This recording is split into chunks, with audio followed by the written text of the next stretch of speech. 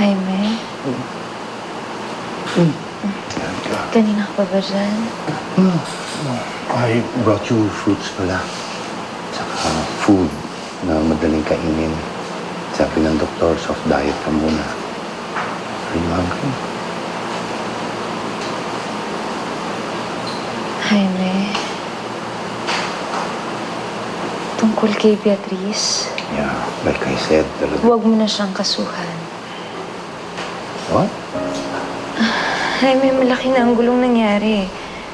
Sa isang banda naiintindihan ko naman siya eh. Erika? I survive. Yun ang mahalaga. Pero kapag tinuloy mo pa yung kaso, kapag ikaw pa mismo ang nagpakulong sa kanya, lalo lang siya magagalit sa atin. Jaime, lalo lang masasaktan ng mga anak mo.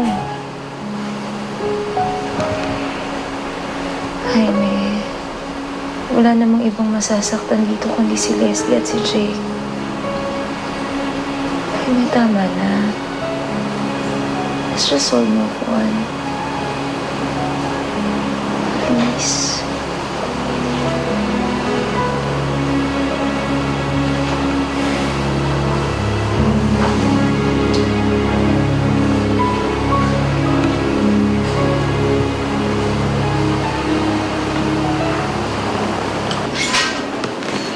It's good. Thank you.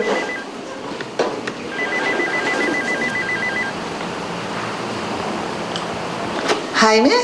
Malu, I'm sorry kung maaga kita na istorbo. But I want all charges dropped against Beatrice. What? Why? What's happening? Ano ba nangyayari, Jaime?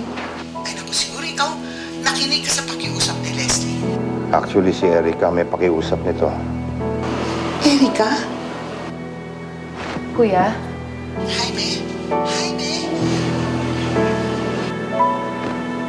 Kuya, Jaime, bakit ganun? Kayo yung mas nakakatanda, bakit hinayaan yung masunod ang desisyon ni ate? Alam niyo naman na dapat makulong ang dati niyong asawa.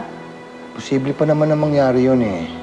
Magsampa man ako o hindi, there's still a criminal case against her. Kahit na. And besides, this is what your sister wants. It just might be better for all of us. It might stop her from creating more trouble. Paano kung hindi? Ginagawa ko na ng paraan. Ilalayo ko ang ate mo. Lipat tayo ng bahay. How can you do this to us? Leslie! Akala mo ba? Leslie! Ganun-ganun na lang! Ganun na lang! Ganun-ganun na lang! Ganun-ganun na lang! Bakit? Anong nangyari? Anong problema mo? Kausapin mo yung babaeng yon. Sabihin mo sa kanya, itigil na niya yung paglaso sa isip ng daddy! Ate, what are you talking about? Waki, aalis na dito ang dati niyo.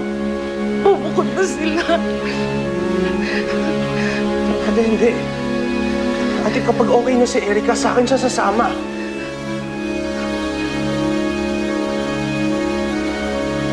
Yun ba sinabi niya sa'yo? Yun ba? Yun ba ang ipinangako niya sa'yo? Kaya mo kami traitor ni Mami? Ha? Ate, wala siyang kailangan ipangako sa akin para gawin ko yun. Ginawa ko yun dahil yun ang tama. As for Erika, wala siyang sinabi sa akin. Pero hindi na mahalaga yun. Kahit wala siyang sabihin sa akin, alam ko naman na mahal... Leslie!